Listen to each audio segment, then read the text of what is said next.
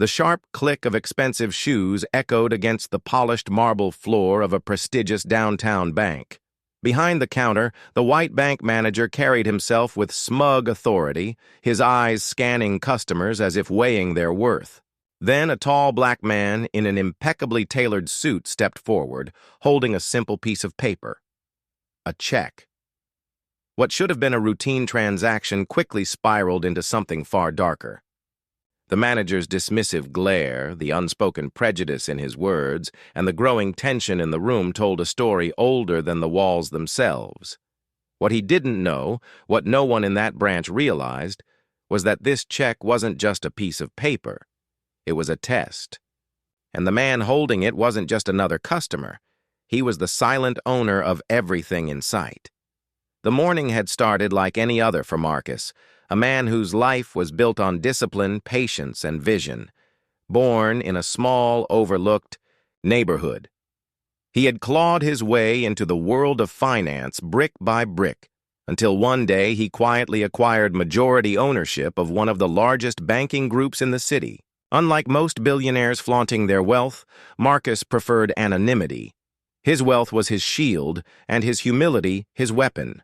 He visited branches unannounced, not to show off, but to witness how his institutions treated ordinary people.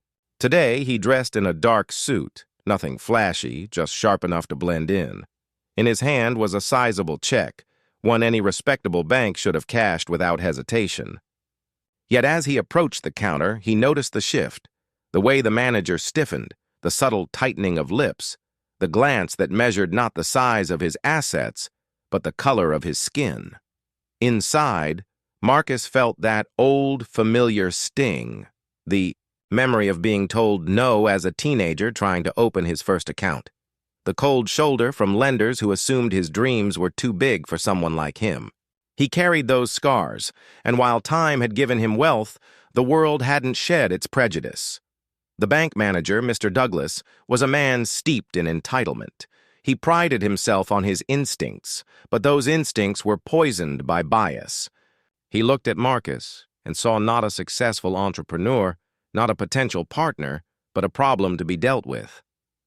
As Marcus placed the check down, Douglas leaned back, arms crossed, tone sharp.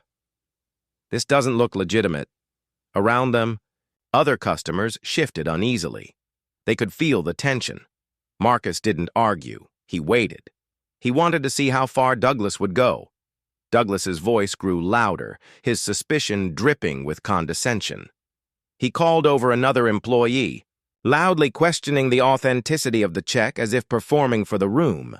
Marcus, calm but watchful, observed every gesture. The whispers began, customers leaning into each other, eyes darting between the two men. Douglas asked for unnecessary documents, scrutinized Marcus's ID with exaggerated skepticism, and even suggested he try a different branch. The humiliation wasn't in the words alone, but in the spectacle. A man of wealth and power was being reduced in public to someone unworthy of trust. Every second stretched, the injustice thickening the air. Marcus wasn't angry. He was disappointed. Disappointed that in a building bearing his ownership, the disease of racism still thrived. And though he had the power to end it with a single phone call, he chose silence, letting Douglas dig himself deeper into his own prejudice. Finally, Douglas declared he was refusing the transaction altogether. He slid the check back across the counter with a smirk that carried centuries of arrogance. The room fell silent. Marcus picked it up, smoothed the edges, and studied the manager's face.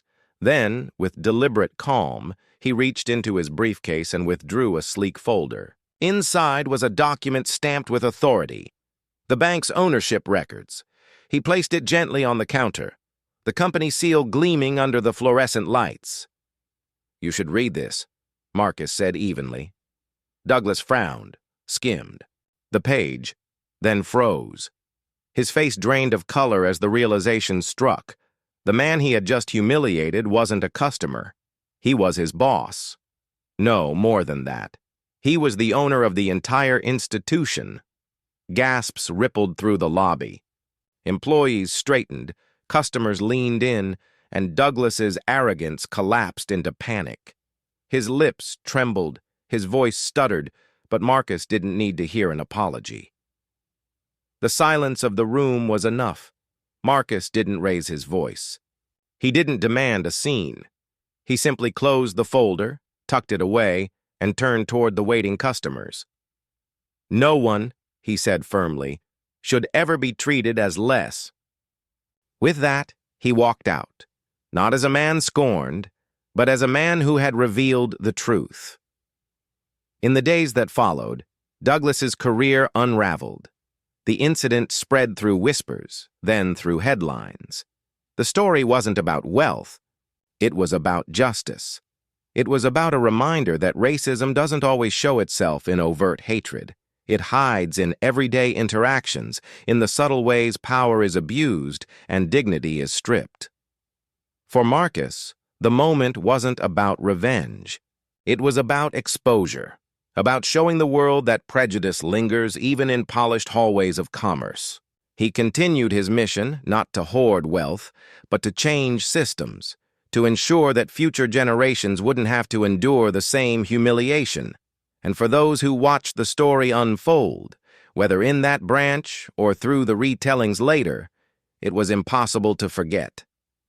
It sparked conversations at dinner tables, in classrooms, in boardrooms.